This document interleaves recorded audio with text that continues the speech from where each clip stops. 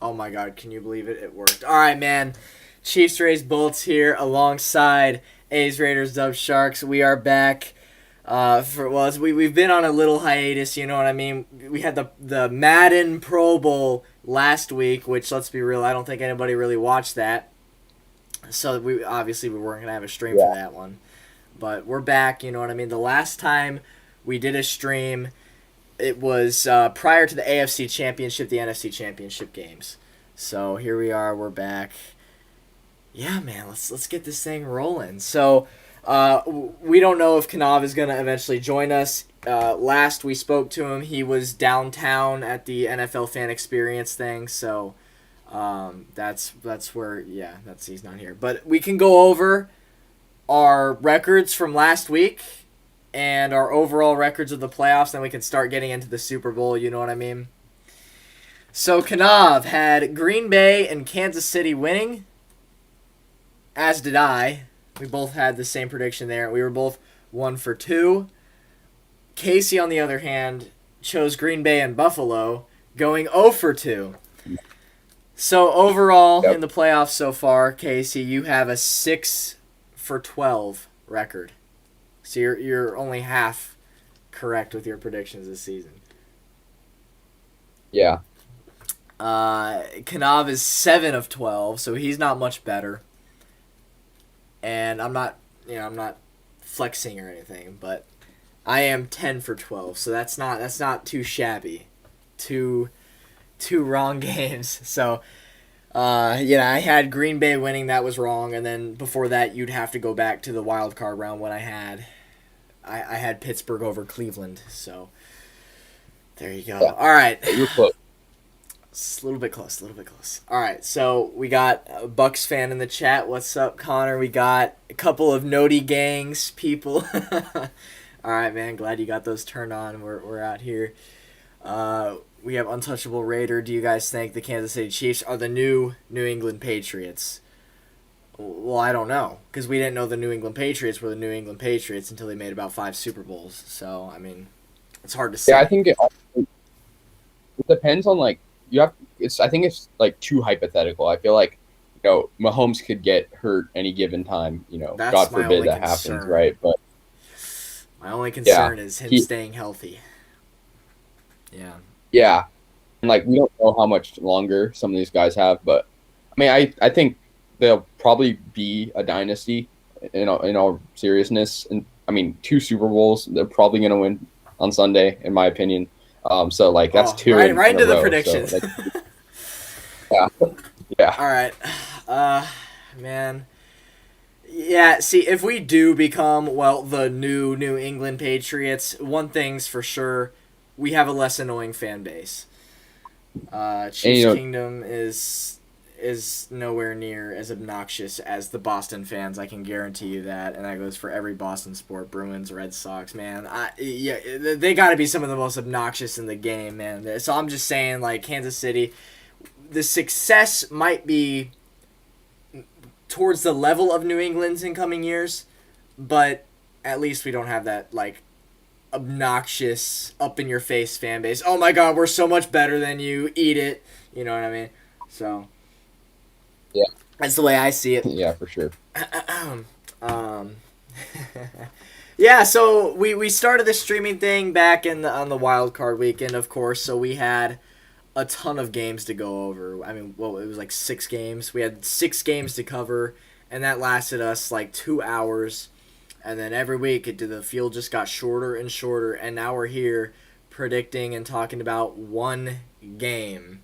So we'll try to just stay on as long as we can, make the most of it, but I don't know how much we can talk about one game before it gets boring. So anyways, Yeah, you got the Super Bowl coming up. It is Thursday night, so we are, in about 72 hours from now, a winner will be crowned in Raymond James Stadium. So we're getting close. We're getting really close. It's almost the weekend. There was a huge influx of Chiefs fans flying into Tampa today, as reported by local news. So that's great to see. Chiefs Kingdom coming into Tampa hot, man. Just taking over, storming in, man. So obviously we play the Tampa Bay Buccaneers.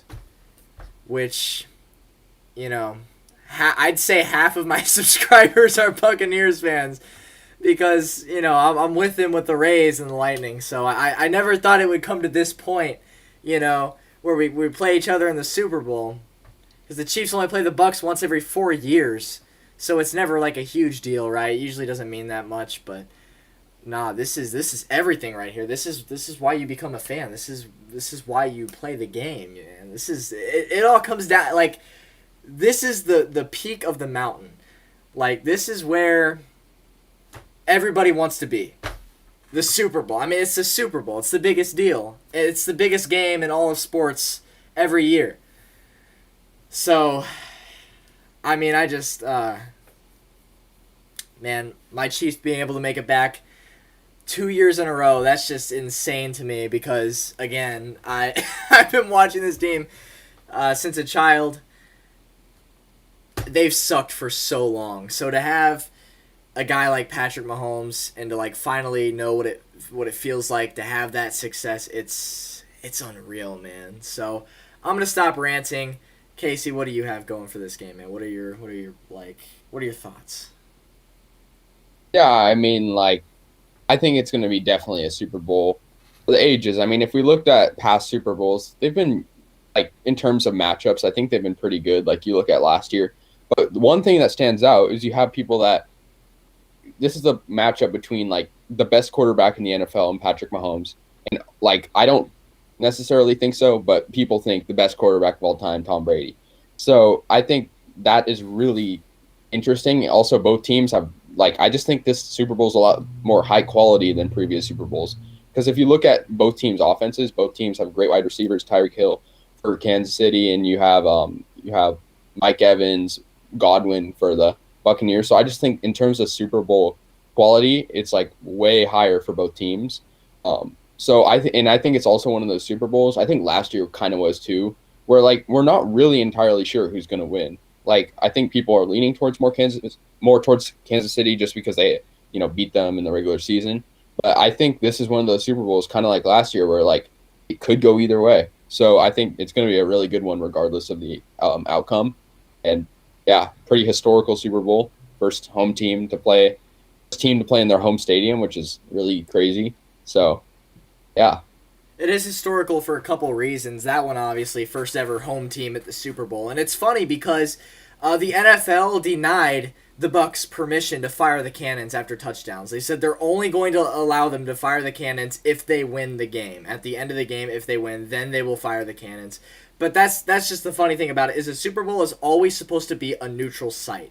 Nobody's ever supposed to necessarily have like the home advantage over the other. And the NFL's never had to deal with a situation like this where a team does make it to the Super Bowl when the host is their own stadium. So it took 55 Super Bowls, but it finally happened, and it's Tampa Bay with the honors.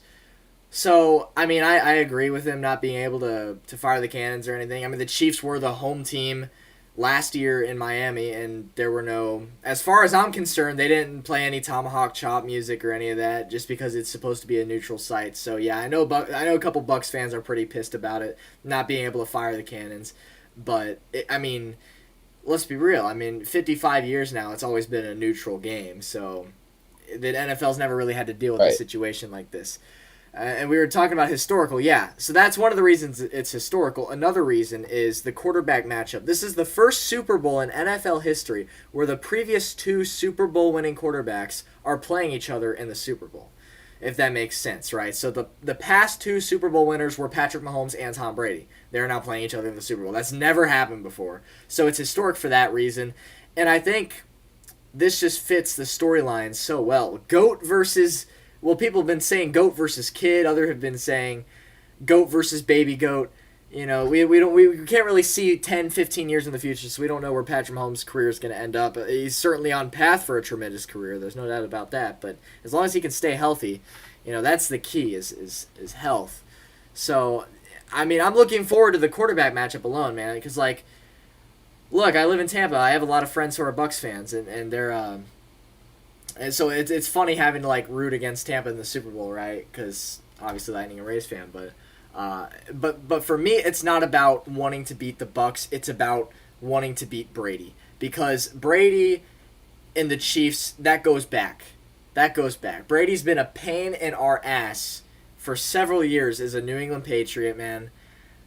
Beat us in the 2015 divisional round, beat us in the 2018 AFC Championship game, and just all the regular season games where he's been a pain in our backside, man. It's like, so yeah, I'd like to beat Brady in the Super Bowl. That would be a bit fun, in my opinion. I actually have a playlist I created of all the games in recent memory where Brady has beaten the Chiefs. And before the Super Bowl, I'm going to watch that playlist just to get me pissed off and to get me hyped up for the game. Because that, if the Chiefs end up taking it, man, all that Brady pain of the past, that's gone, man. We beat him in the Super Bowl, man. So that's what I'm hoping. And I've been seeing a lot of people say, well, look, on paper, the Chiefs should win, but if there's one thing I've learned in my years of watching football, it's never bet against Brady. And I'm like, you know what, man? You're not wrong. Like this dude, he's, 43? This dude's 43. He leaves his lifelong team, goes to a completely different team, completely different city, completely different system, new players, new coaches, new everything. This dude takes them to the Super Bowl in his first year there, despite that team not even making the playoffs in 12 years. So I think a lot of the people who are doubting Brady as the GOAT have a different opinion. Mine, certainly. I was iffy of if he was indeed the GOAT in previous years, but I think after what he's done this year, man, I just can't deny it. He really is, and I know Casey might disagree because he's had some hard times with the Patriots and Brady and the Raiders and all that stuff, but I mean, for me, yeah, I mean the dude's been a pain in our ass for several years, but I mean respect where respect is due. That dude is 43 and he's taking teams to Super Bowls. Like, that's insane. Yeah, I mean, I think he's the GOAT, but I just don't like to admit it. Like, I guess there's, like, in my opinion, a lot of asterisks next to his name.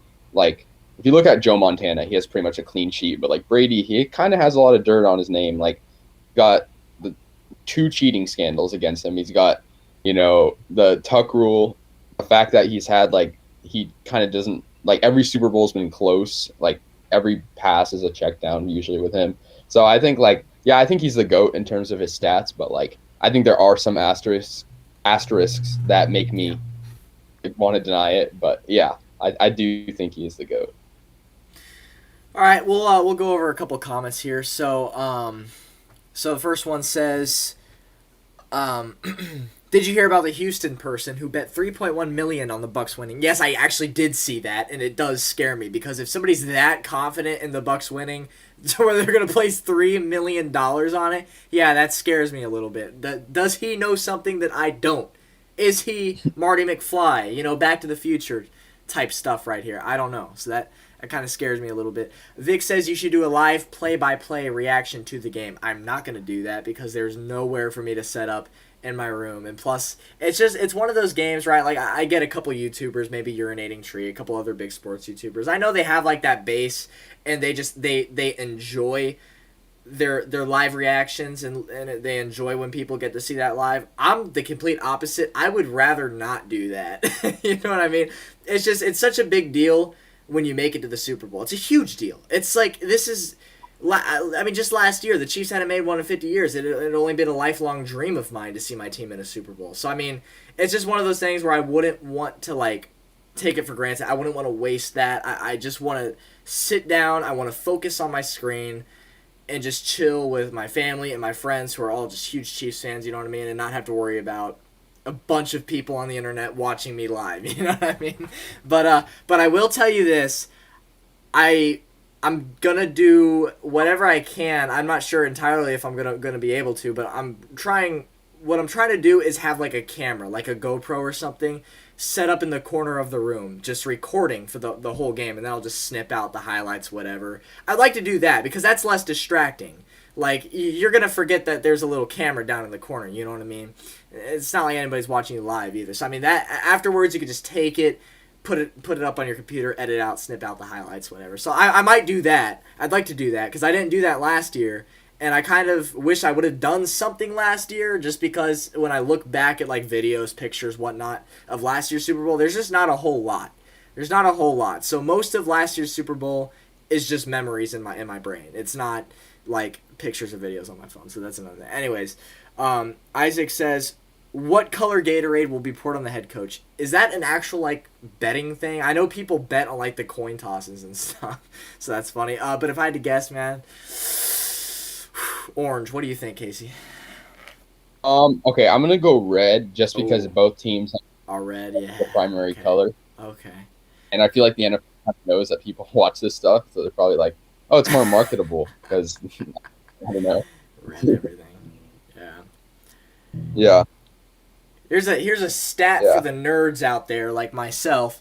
Before last year, there had never been a Super Bowl where the two teams playing each other were both red teams. Never happened before. Now it's 2 years in a row that there have been red teams playing yeah, each other. So I mean that's kind of a nerdy stat, but it's still like it's an interesting one to consider when you're thinking about stats. You know what I mean? Patrick yeah. says, "What Super Bowl gear are y'all planning on getting?" I'm sure when he says y'all, he means me because I doubt Casey's gonna get any Super Bowl gear for this year. Stuff, you know. I don't know. Oh man. Okay. Well, I've already bought a couple things. I'm not going as crazy as I did last year because last year was like first time in 50 years. I was treating it like it was the only time I was ever gonna see it. So I just went nuts with it, and I spent a couple $100s on merch. So I've been more laid back this year. So I got like maybe 3 Super Bowl shirts and like one hat and like 2 pennants maybe. That's about it. But last year is a lot more. But this, if the Chiefs win the Super Bowl, you can bet on me to, probably drop $200-300 on Champions merch eventually. But yeah, that's about it, man. Untouchable Raider. We can get to like the like Raider stuff when we're done talking about the Super Bowl. We're trying to like keep this so far. Try not to get off topic because this is the Super Bowl stream. So we'll get to that question like later on in the stream if you just like want to remind us later on. All right. So Kick, who recently said in the chat that he's a Tampa native, says that he has the Bucks as Super Bowl champions. Okay, good prediction. And while we're talking about predictions, why not? Why the hell not? Let's just get into it, man. That's what this stream is about. It's Super Bowl predictions. Casey, you go first, man. All right, yeah. So I see this being a really good game. And I think that's just kind of an obvious statement. But if we actually look at both teams, I said this before, two of the best quarterbacks, arguably, in the NFL. We've got some of the best receivers in the NFL, Tyreek Hill, Kelsey at tight end for the Chiefs. And then for the Buccaneers, you got Godwin, you got Evans, you got Gronk. I just see this being a super offensive heavy game. I think the Buccaneers defense is better than the Chiefs. I don't think that's really up for debate. I mean, I think the Buccaneers have a great defense. However, we saw what Mahomes did last year against the 49ers defense in the Super Bowl, exactly a year ago pretty much. And I think it was kind of a similar Super Bowl. We had, I think Brady's really great, but like I think he wouldn't be – I don't think the Buccaneers would be there without their receivers. And last year, it's kind of the same thing. They had Kittle – I'm referring to the Niners. They had Kittle. They had that great defense. So it's kind of a similar matchup in a way. Besides the so I see this being probably similar to the other game. I think there will be some turnovers. Just judging on when two good offenses play each other, I notice that they're usually turnovers. You look at the Packers versus Buccaneers in the NFC Championship. But for my actual prediction, I guess before I get my prediction, who I'm rooting for, it's probably a tough decision for me because You've had as a like 2 Raiders weeks fan, to figure it out. Have you not? Have you not come up with it yet? well, like I guess my short answer would be I'm rooting for the Chiefs. But like Ooh. look at why, I guess it's because I hate Brady more than I hate the Chiefs, in all honesty. Just because of everything, and I also don't like the Buccaneers because they actually beat us in a Super Bowl. So I think that's more hateable than just like being in the same division as the Chiefs. Not, I mean, I guess we're pretty heated rivals, but like we never really played them in the playoffs any time recently. So yeah, I'm gonna go for the Chiefs. I'm gonna have them winning by 10, the same score as last year. Not the same Okay. score, but the same difference. I'm gonna probably say 23-13 Chiefs. Okay. Yeah, we were talking about the Yeah. 49ers defense last year, right? And how the Chiefs were able to score 31 on them. I just want to point out that was arguably one of the best defenses the league had ever seen. Like, they were unstoppable. They smushed Green Bay in that NFC Championship. It wasn't even a game, right? Their defense was cracked. It was insane. And Mahomes scored 31 on them, right? And I agree with Casey when he says the Bucks have a better defense than the Chiefs. I agree with that. I think the Chiefs' defense has always kind of been like bend, don't break type deal. I think we're good. We're nowhere near like the great level. But you got guys like Tyrann Mathieu, Chris Jones, and I think the X factor for the Chiefs is rookie L'Jarius Sneed. Sneed has been one hell of a player for the Chiefs this year. He's a rookie, and he's been playing quietly amazing. He's been one of our best players on the defensive side of the ball this year, and I can't wait to see him tear it up in the Super Bowl. I'm calling it right now. He's going to have one sack and he's going to have one interception. That's a prediction right there. At least one sack, but I think he does have an interception in the game. Brady threw 3 picks in the NFC Championship game, and man, if he throws 3 picks up against the Chiefs, I don't see him being able to come back and win that. I don't see that happening. I think if there's 3 picks again and the Chiefs don't have any turnovers, I think the Chiefs win that. I mean, I just don't see I just don't see the Bucks being able to come back from that deficit. But again, right, with the 31 points last year against that dominant defense. So I think on paper this game should be easier for the Chiefs than against the 49ers last year. That being said, I don't think it's going to be like a blowout like the AFC Championship was 2 weeks ago. I think it'll be closer for sure. I think it'll be. I see a lot of people saying, "Oh, it's gonna come down to whoever has the ball last. It's gonna be back and forth." I disagree with that. I think it'll be high scoring, but I don't see it being like just back and forth all game. You know what I mean? I'm thinking Yeah. Chiefs. I think they score close to about the 35 mark, and I'm saying Bucks closer towards the 20 mark. So I do think the Chiefs will win pretty like I don't want to say easily because it's freaking Tom Brady. Nobody beats Tom Brady in the Super Bowl easily. You look at all the Super Bowls Tom Brady's lost, and they've all been like one possession games, super close. So I mean, yeah, man. If I had to give an honest prediction, I don't like predicting scores because nobody's ever right when it comes to scores. But like, if I'm just saying realistically, I'd say maybe like 37-28, something like that, something close, 9 points. I can see that happening. Yeah, I don't know. I just when it's just because I'm a Chiefs fan, so the way I look at it is just comparing it to our opponent this time last year, and I just don't think the Bucks have half of the defense the 49ers had. I think the Bucks offense is better than the 49ers was last year. So I think they're more capable of scoring more points than the 49ers, but as for stopping our offense, I think they'll give up more points than the 49ers did. So I'm saying Chiefs score more than 31. Um, Again, it's not going to be a blowout. It's going to be a relatively close game because it's Tom Brady, and Yeah. I mean, it's just one of those things. And the two quarterbacks, their record is 2-2 when they've played each other. So like Brady's 2-2, Patrick is 2-2. So essentially, whoever wins this game is pretty much like just the winner of that series forever, unless for whatever reason the Bucks and Chiefs play in the Super Bowl again next year, which I don't know how often it is that we see the same matchup 2 years in a row. But I mean, it could happen. It could happen. But Is that in the NFL? I don't. Yeah. I'm not sure if it's even ever happened before. Yeah. But yeah, I don't know, man. Nah, but I mean, pretty much whoever wins this game, because hypothetically speaking, if 43-year-old Brady beats 25-year-old Mahomes in this Super Bowl. A lot of people are saying Mahomes will never be able to surpass Brady as the GOAT because of this one game right here. Just because Brady at 43 beat Mahomes in a Super Bowl. And I can see why a lot of people think that. Um, but it's Yeah, just like, but if Mahomes wins it, then that adds on to his resume, and in 15 years from now, he could become the next GOAT, whatever. But again, he has to stay healthy and he has to be consistent with his play.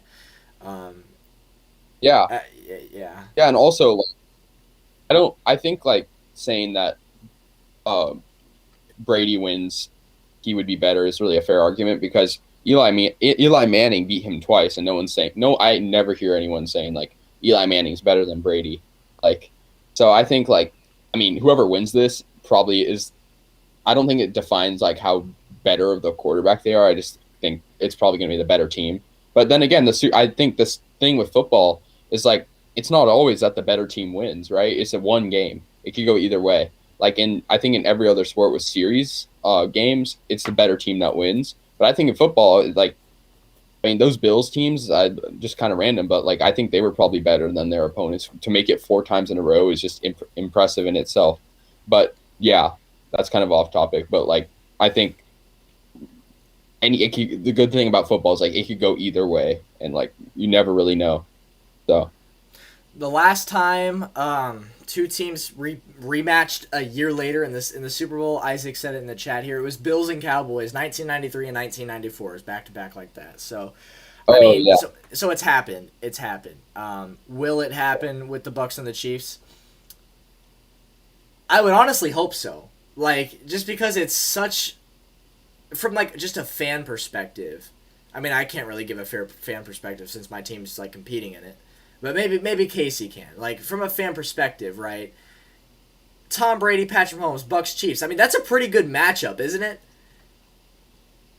yeah, So yeah. I'm just I guess in my opinion, I don't really see the Bucks making it next year. If I had to be completely honest, I mean, like I think the Chiefs are very viable. I think it's probably going to be harder for the Chiefs to make it next year, just looking at the teams because like teams like Buffalo, like that was their first year with Diggs and Allen as like a team, like as a unit. So they didn't really have that much experience. I think the Chiefs, like in all likelihood, probably will make it back.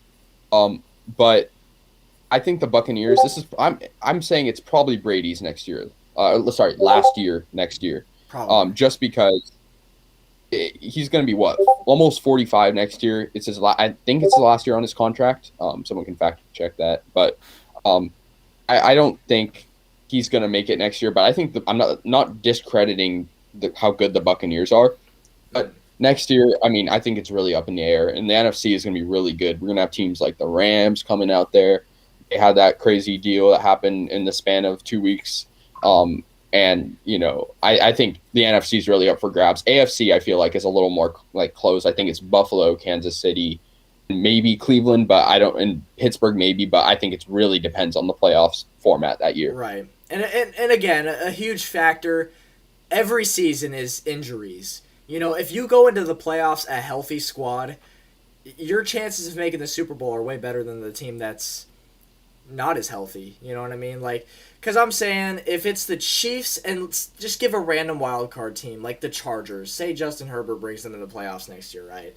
If the Chargers are going into the playoffs completely healthy, but the Chiefs are a better team on paper and they're not healthy, like maybe some O linemen are gone, maybe you got Tyreek Hill out, Chargers have a better chance of making it to the Super Bowl than the Chiefs do.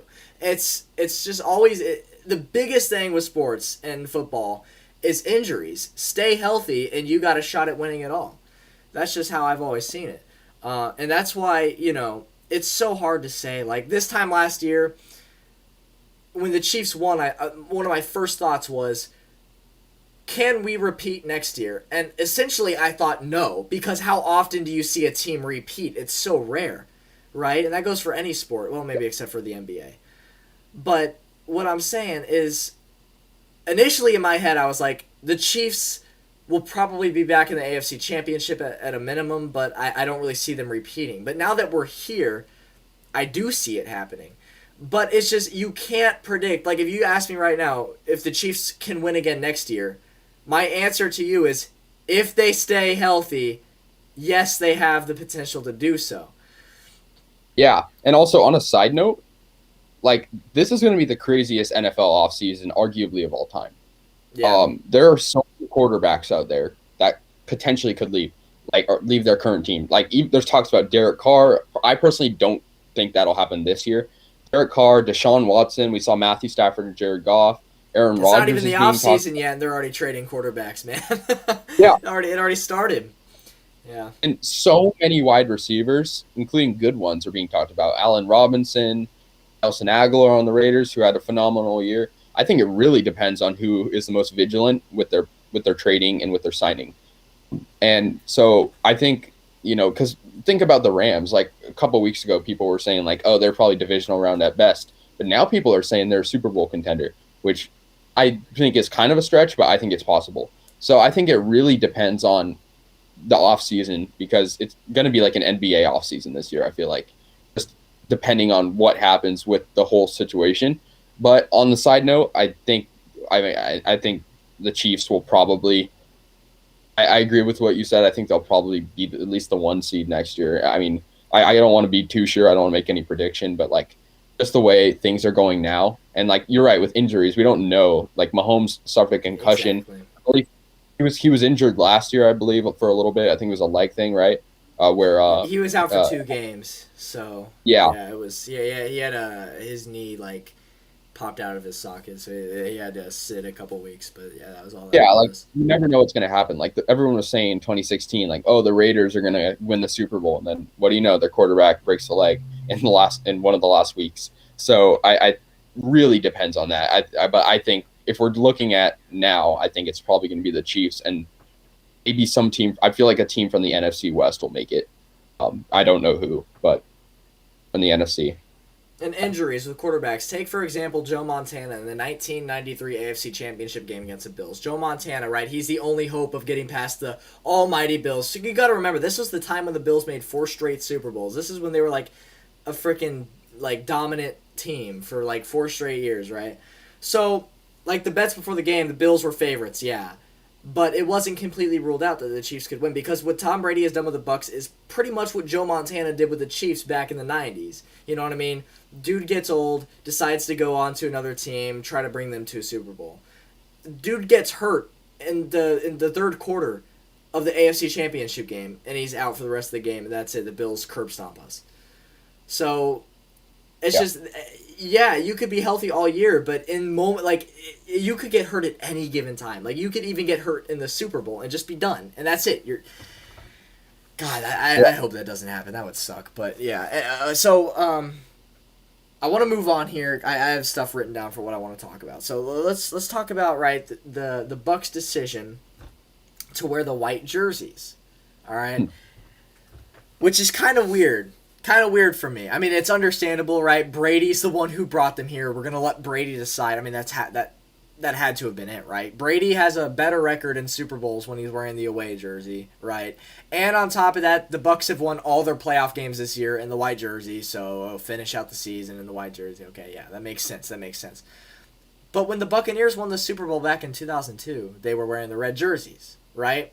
Buccaneers have a perfect record in Super Bowls when they're wearing a red jersey, right?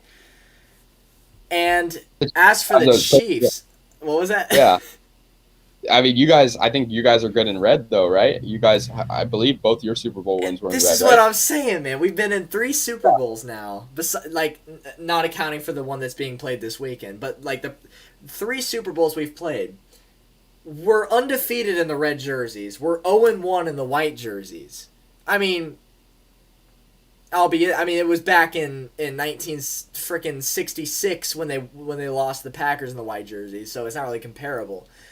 But I mean, if you're looking at a stat sheet, right, the Chiefs have never lost a Super Bowl in the red jerseys. The Bucks have never won a Super Bowl in the white jerseys. So I mean, I guess I see where you're coming from. Brady has a better record in the whites, and they've already won all their playoff games. I've seen a couple of people say, oh, it's not really fair that the Bucks get to play in their home stadium. And I'm thinking to myself, I disagree with that because not only did they have to like play on the road for the entire playoffs because of a freaking NFC East team that won their division at 7-9, whatever it was. But on top of that, I Yeah, mean, we know what the site is every year. Every team has equal opportunity to get to their home stadium. You know what I mean? So no, I'm not mad about that at all. But we talk about the right, like playing in the Super Bowl, right? I don't know how that transition. I'm so tired, dude. But but what I'm moving on to here, the Chiefs, right? Because of the COVID concern this year, right? Because of COVID protocols, they're not allowed by NFL protocol. They're not allowed to come to Tampa until Saturday, the day before the Super Bowl. That's when they're flying into Tampa on Saturday. And a lot of Chiefs fans are mad about that. Like, oh, they're not going to get a feel for the stadium, the weather. No, no, my friend. I disagree. I think this is the best case scenario possible for the Chiefs. Because last year, right, all week long, they fly to Miami the week before, all week long. Media interview, dinner with your family, more media interviews, go to bed, practice, more media interview, practice, food with your family. Like, literally, just nonstop all week. Media, practice, media. Like they have no open time slots in their schedule for the entire week. They're so distracted, and you don't know how much of that time they're actually doing for real practice, right? But for this year, right, they don't fly to Tampa a week before. They're up in their own house. All they're focusing on is practice. That's it. Nothing but yeah. They've had virtual media interviews, whatever, but it's nothing like what it was last year, right? They're up in Kansas City. They're up enjoying the comfort of their own homes up there. They're getting to practice every single day on their own fields, getting a feel for whatever. Tyreek Hill said today that this week's practices, Patrick Mahomes has been throwing just nothing but dimes.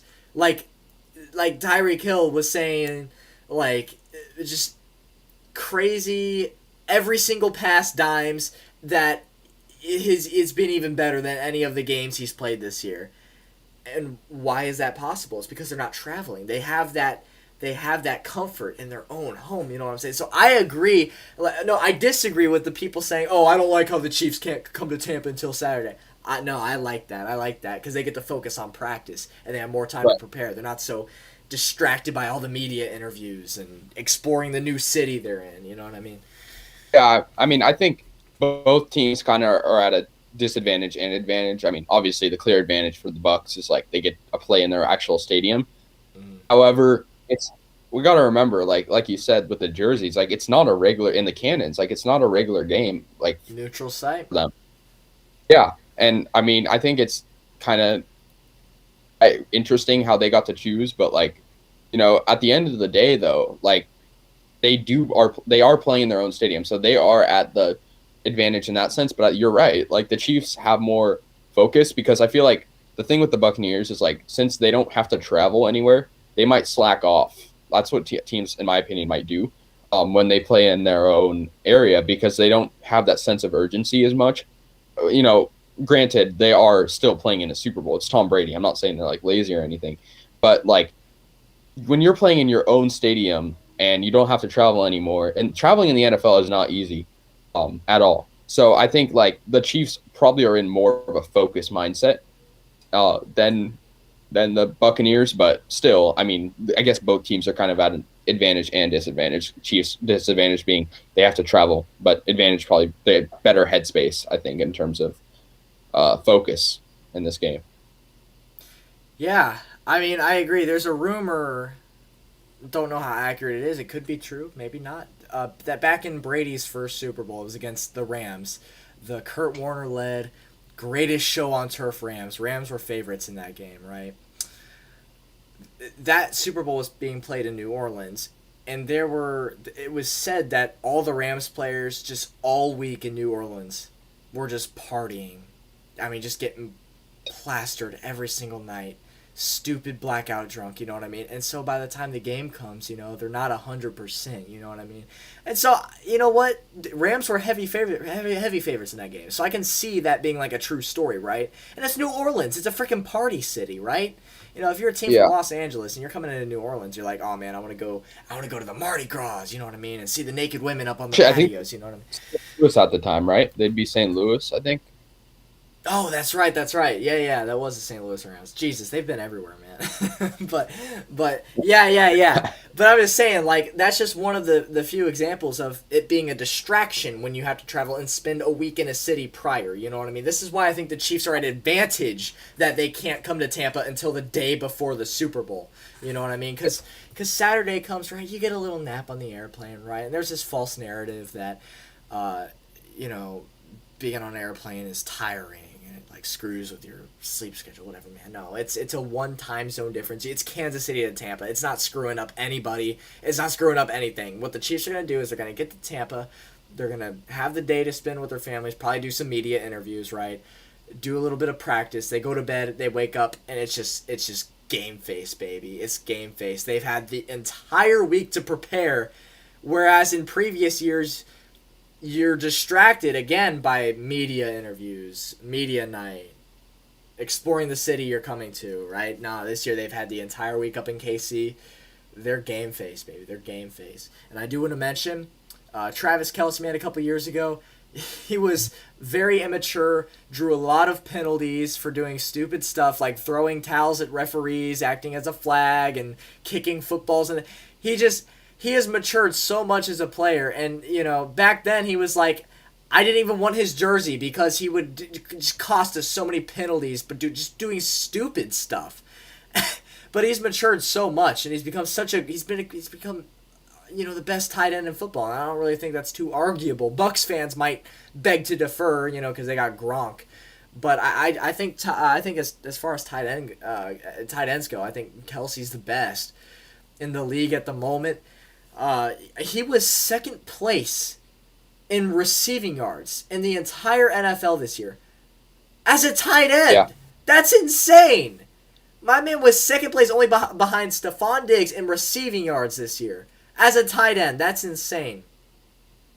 So yeah, and I think also like, sorry, yeah, go on. I think also tight end is kind of a tough argument too, because it's hard to, besides stats, it's hard because like wide receivers, you can judge their athleticism and like their speed, their, lateral quickness. Tight ends, they're really just there to catch and block.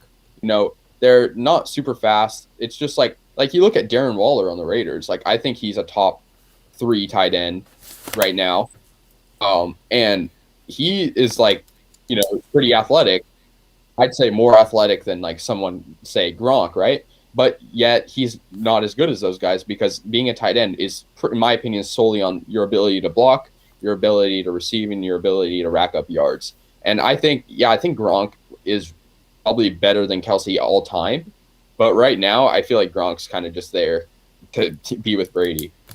Like, he's like a big danger, right? Yeah, the reason I was talking about Kelce, right, is because I noticed in the AFC Championship game, like, there were just times where like he'd make a catch and the cameras would pan to his face. My man had a freaking game face. Like, I've never seen him just so focused, so like you could just tell like he was just game face, like he was there to win. You know what I mean? And I feel like that's just been the Chiefs all week. It's just focus, game face. We're here to win. You know what I mean? And that's just the thing with Kelce. It's like he's become such a different tight end over the years. Untouchable Raider wants to know what I think of Darren Waller. Right? He's new, right? Like he's a rookie, right? Something like that. Yeah, he's only been for a little while. Yeah. Yeah, that's what I mean. So he's not like a huge name yet, but he's been talked about like positively over the last year, you know what I mean? So I think he's a good tight end, right? I don't know enough about the like overall tight ends in the league to be able to like place him in a fair ranking, but y'all are saying like best top 3, so because you're Raiders fans, I'll say top 5. You know what I mean? I'm not gonna go that far. But the weird thing about he really isn't. If you think about him schematically, he really isn't a tight end. Like he's a wide receiver. He's just a little bit bigger than the normal wide receivers, and the Raiders like really have that great of. I mean, they have a pretty good tight end room, but like I guess he's more, in my opinion, he's more athletic than like your average tight end.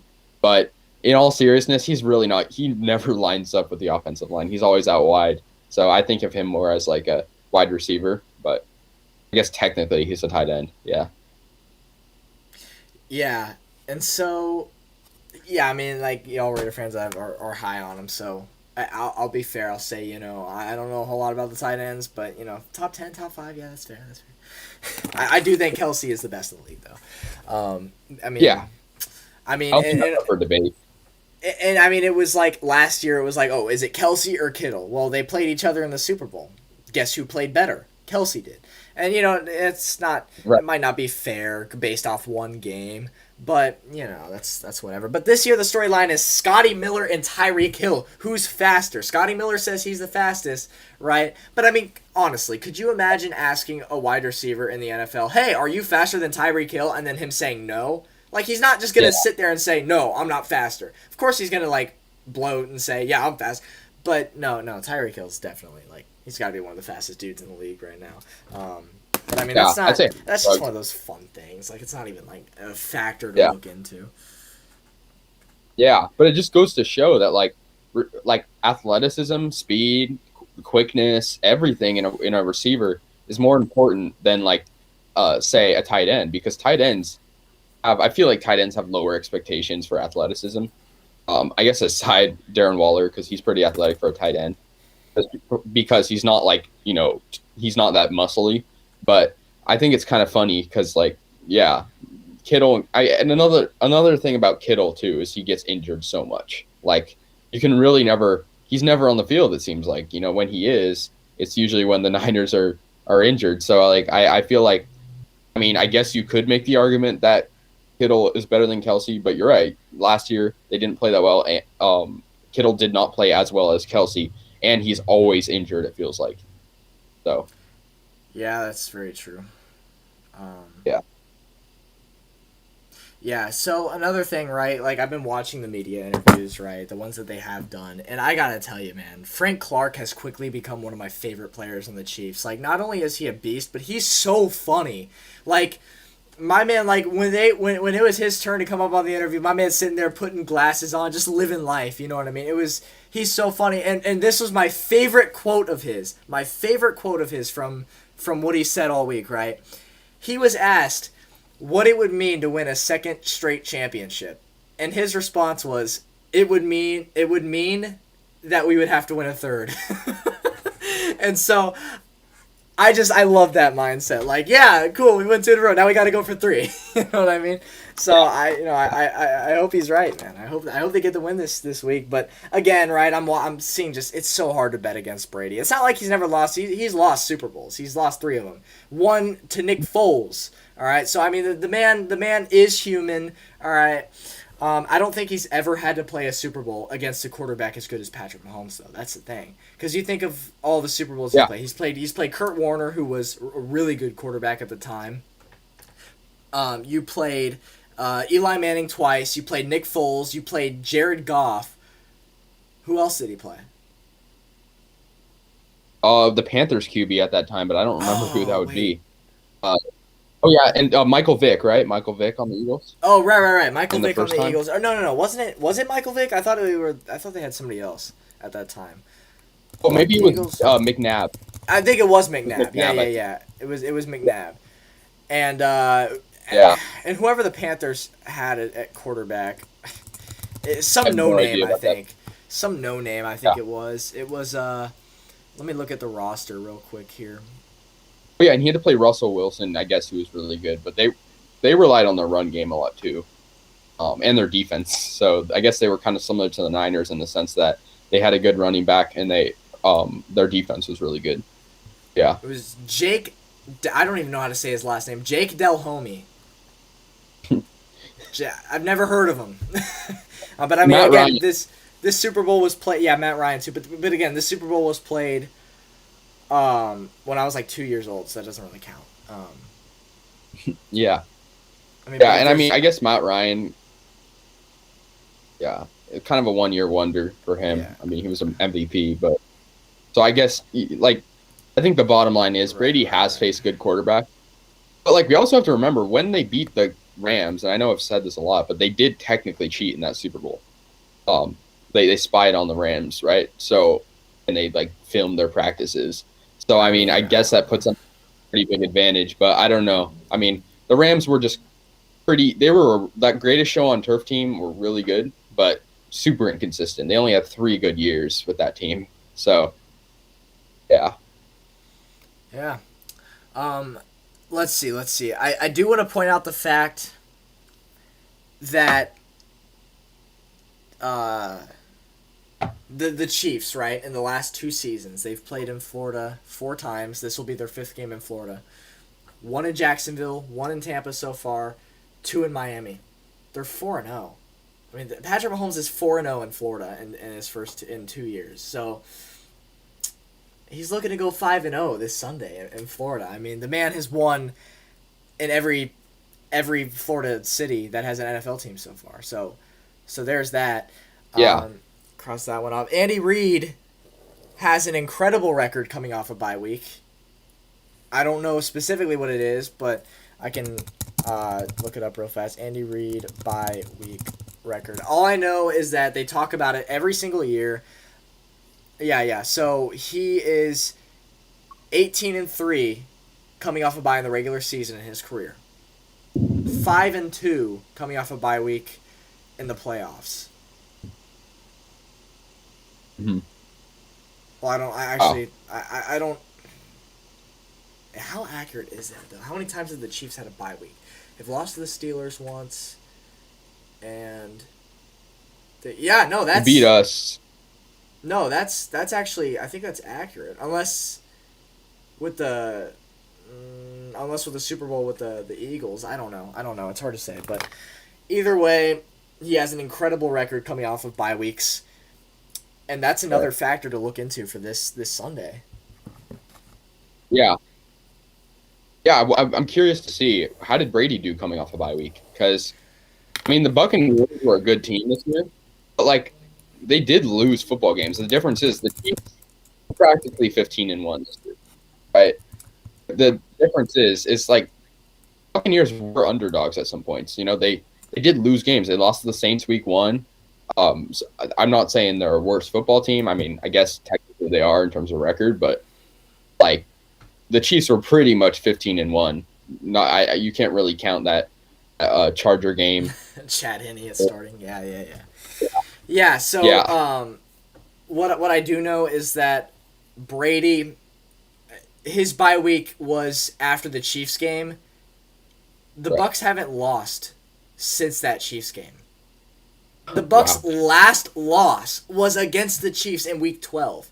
They've won every single game since then.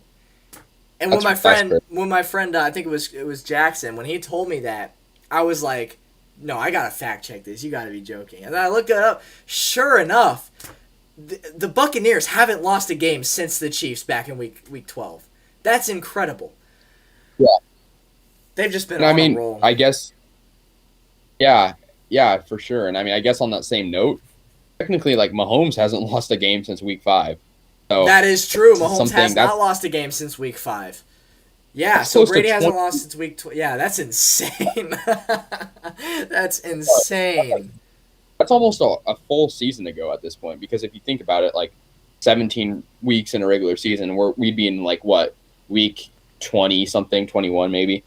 That's like 16 weeks ago. That's a full season pretty much ago if you think about it.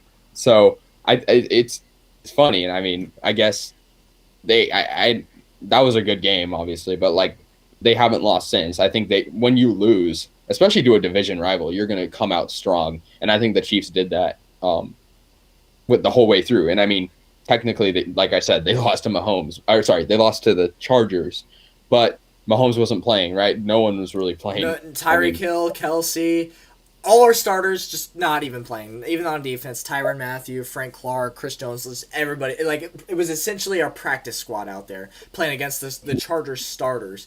So I mean, yeah, when we not only did we lose, we got our ass kicked Was I surprised? No, not in the slightest. In fact, I saw it coming. Just because, like, come on.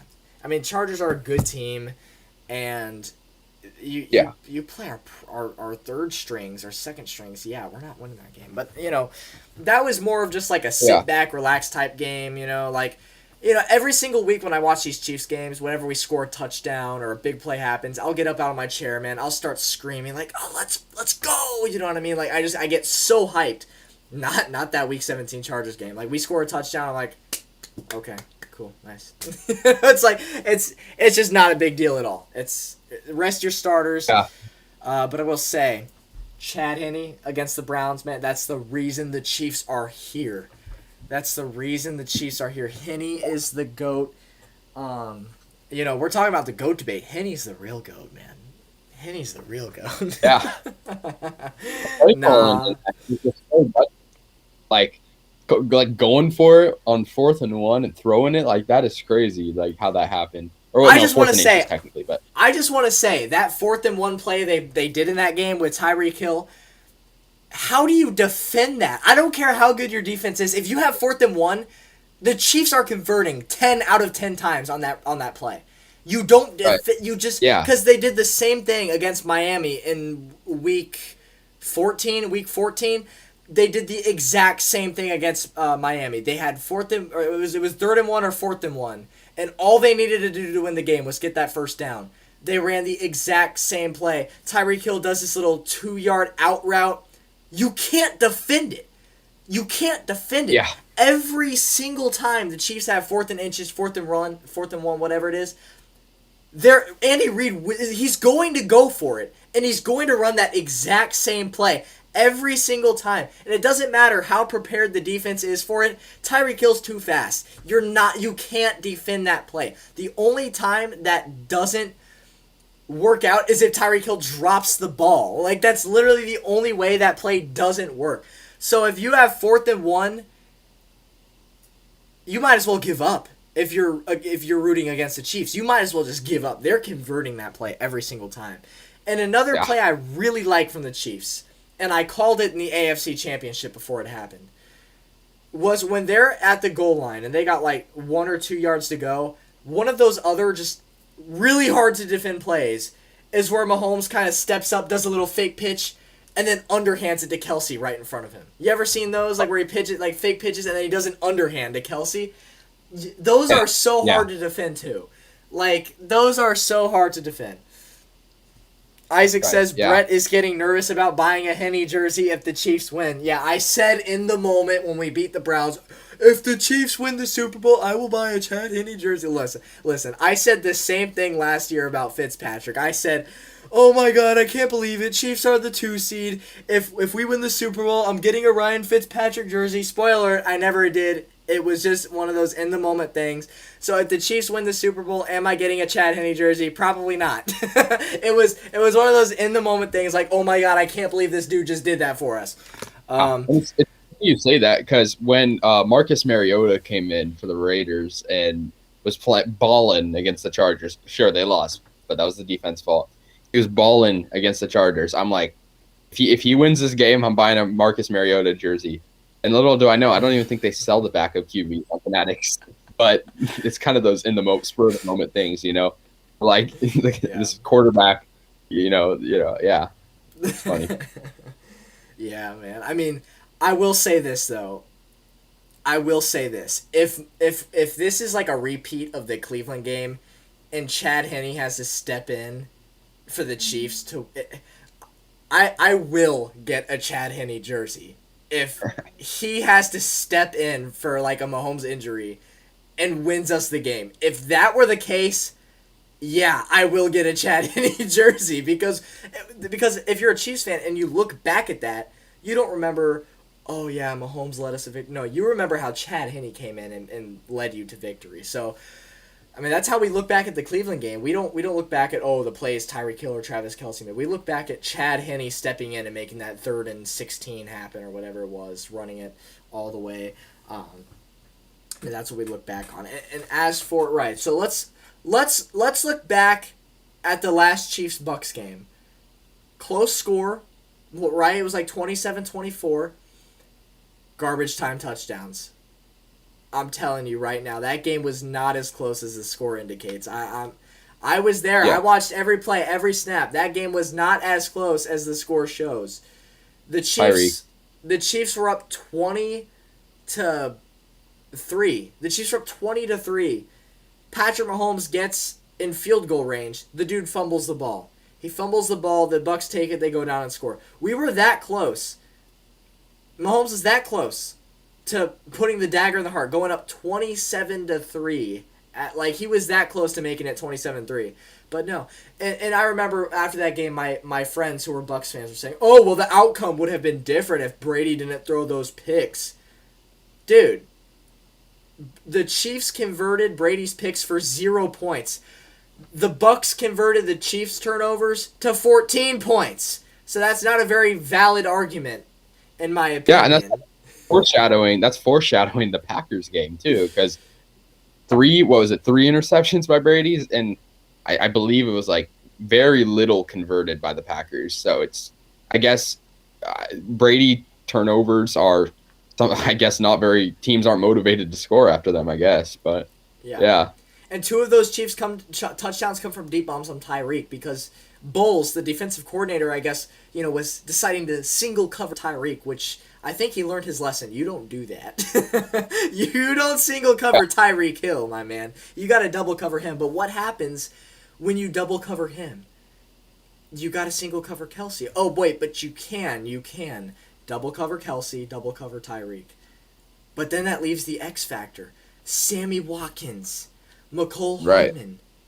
These guys are going to be... Then there's like hardly anybody on these guys. They'll be the X factors. Remember last year's Super Bowl? 2 of our touchdowns come from Damian Williams. Who?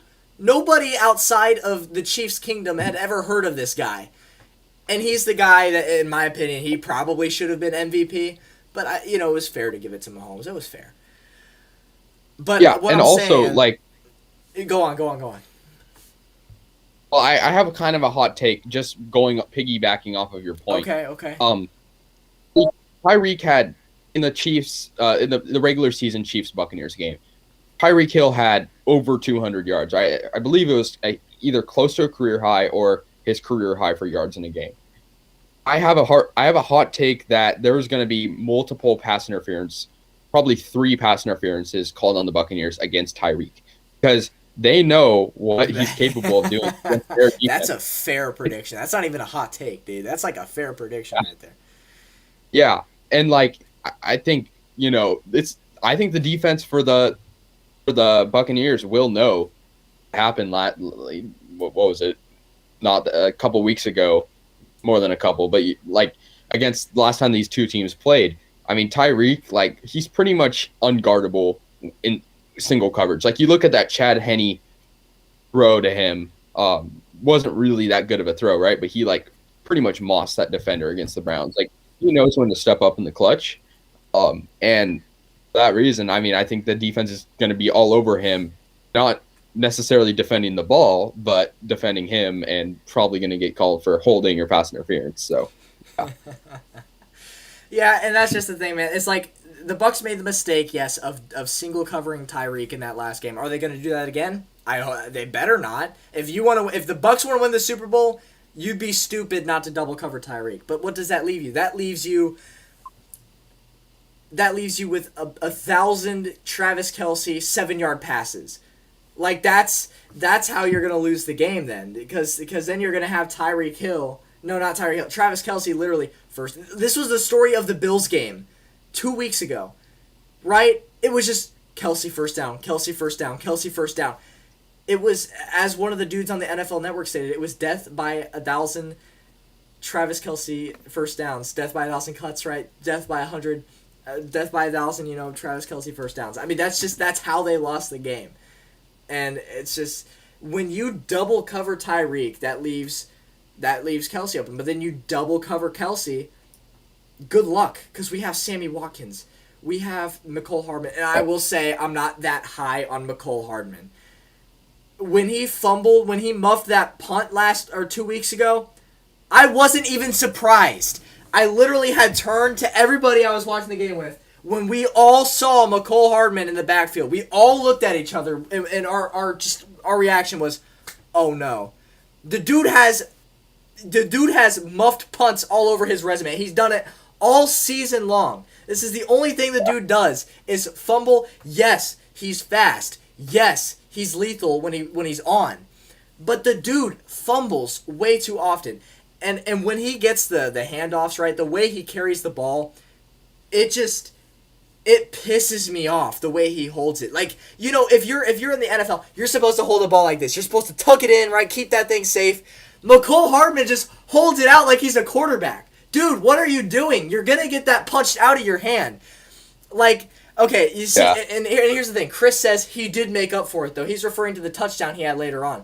The dude shouldn't have to make up for it every single game he fumbles a punt. He shouldn't have to make up for it. He should just be on right then and there. Yes, I get it. You do it one time in the season. Yes, you make up for it and play your next games without fumbling it. The dude has to make up for it every single game. You shouldn't have to be doing that.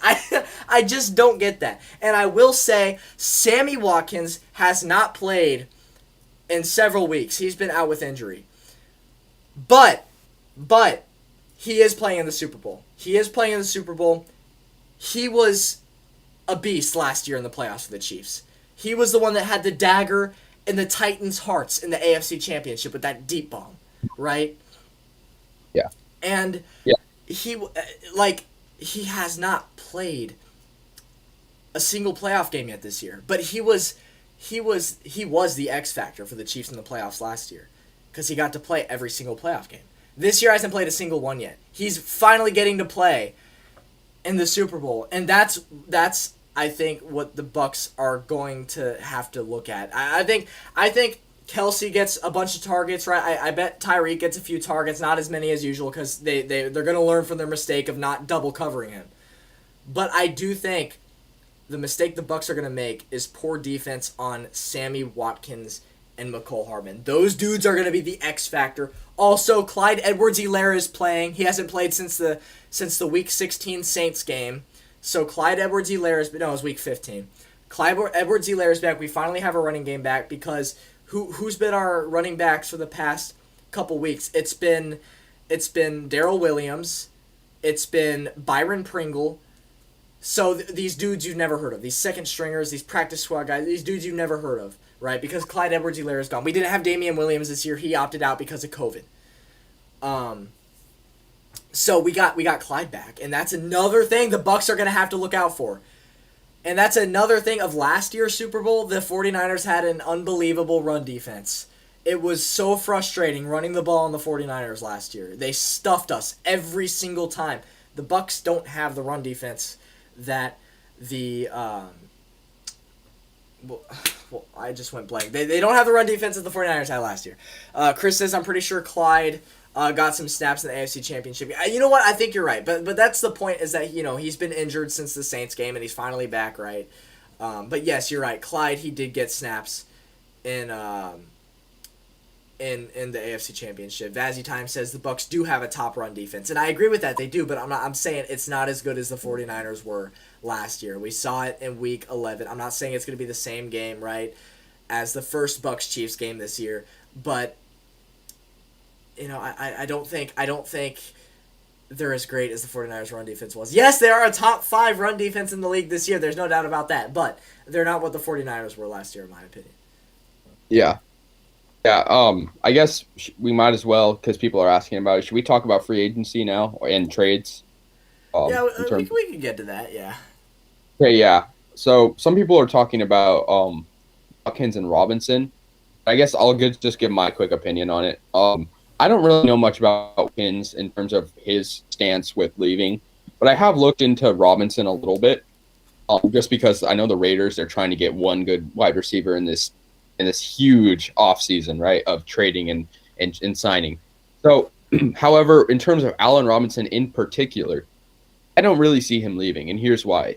He's the best player. He's their best player, and on the Bears, right? And I don't see the Bears as sellers, really. I think the Bears have all the pieces except for the quarterback. If the Bears have a good quarterback, they're pretty scary team, because they have Khalil Mack on defense, right? and they have that pretty good offensive set.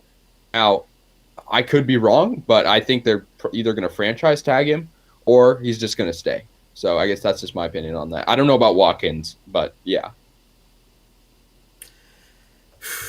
Yeah, I mean, I don't know, man. I know a lot of NFL fan bases are, kind of like Casey here. They're like looking towards the off season, right? The free agency. So I'm not. That's like the least of my worries right now. I don't even want to talk about the off season free agency. You know what I mean? I'm trying to just soak in the fact that Super Bowl. It's happening in 3 days. So that's what I'm about to be on, man. In 4 minutes, it'll be midnight in Eastern time, so we will be 2 days away officially from the Super Bowl. So, I mean, it's just the closer you get, the more you just start to freak out, like, oh my god, it's here. It's here. Like, we're getting so close. Yeah. But I will say, the last 2 weeks have been really fun for being able to troll my friends. I know Carson's in the chat right now. He's one of my close friends. The dude's actually popular on TikTok too. Probably not as popular as Casey is, but he is fairly well known. He does one of those like trolling political accounts. I'm not gonna get into it. It's just That's funny. yeah. But Carson, right? He's my homie, bro. He is one of the few real OG Bucks fans out there, right? And I guess I didn't really notice it until this year. Man, the Bucks fan base, look, and I hate saying it because I live in the city and I love this city, right? But I mean, their fan base is nowhere near like at the dedication level of a bunch of other fan bases, right? Like, yes, you have your like OG fans, like everybody like who subscribed to me and our Bucks fans been watching, Jameis Winston all those days, right? But the thing though is, like, it's just, I don't know, man. No, Yeah, but, I mean, what were you saying? sorry. I mean, I guess just like the Buccaneers, besides this year, have never really been like super relevant dating back. I mean, obviously they went to the Super Bowl, but in the last like 15 years, I guess. And I mean, I'm not from Tampa. I'm nowhere near Tampa, so I guess I don't know. I don't know the target demographic really. You know what's funny is go. Sorry. Discord lag. Yeah, well, I was thinking like I never really see the Buccaneers as like. I think of Florida football. I think of Miami Dolphins right away. Right, there'd be love my. I mean, I guess but granted, I do not know the target. That's just my outsider view. You're not wrong. Miami's got the biggest fan base in Florida, but it's just funny because like, obviously my Snapchat, almost everybody on my Snap is like all from the Tampa area, right? That's just because that's most people I know. I live here, right? It's just so funny because these people they haven't posted anything Bucks all season, but the second they win that NFC Championship game, let's go Bucks in the Super Bowl, let's go baby, raise the flags, and it's like, really, where have you been where have you been since the beginning? Where were you when Jameis Winston was your quarterback? And that's it's just so weird because the most dedicated fan base in Tampa is the Lightning. It's so weird. It shouldn't be that way. It's ice hockey in a hot city. It shouldn't work, but it just does. Like, everybody here loves the Lightning. The Rays and the Bucks, yeah, we have supporters when they're good, but the Lightning, that's just like the top team here. But the thing is, right, like I was walking the Riverwalk last weekend in downtown. I have never seen so many Bucks jerseys in one place in my entire life. And it was so funny, dude. I didn't get a whole lot of like comments. I wore my Chiefs jersey, right? I didn't get a whole lot of comments. But I did have a couple people I did have a couple people look at me and go, "F the Chiefs," right? You're gonna get those people, right? One of them was a Bills fan, so you know what? That's fair. You're a Bills fan, right? You have the right. You know what I mean? That's fair. But we beat you. I don't care. But yeah, there were a couple other Chiefs fans there. Not a whole lot because again, it was a week before the Super Bowl. Most Chiefs fans are flying in from Kansas City, man. They're coming in like today. Like, they started coming in today. There will be a bunch tomorrow. It's Friday. There will be a bunch coming in tomorrow and over the weekend. Chiefs Kingdom is going to invade Tampa pretty soon here. And another thing, right? It's so funny because the Bucks theme is raise the flags, right? Raise the flags. I've been driving like around the area like this past week. I've seen so many vehicles with Bucks flags. I've never seen anybody do that until now. Like, why are you guys waiting until you make the Super Bowl to finally put the flags up? That doesn't make any sense to me. But I have been trolling, right, because I'm a Chiefs fan who lives in Tampa. This has been a golden opportunity for me to just troll everybody I know, right? So one of the things I did was I bought a Chiefs car flag from Kansas City 4 years ago when I went up for a game there. You know what? Thinking about it now, it's actually funny because I bought that when the Chiefs were playing the Bucks in Arrowhead 2016. So that was when I bought that car flag. Oh. I put it on my car this week, and I've been driving around. It's so funny, just like trolling the like all my friends and stuff. One thing I did was I photoshopped all of my friends who are Bucks fans into Chiefs stuff.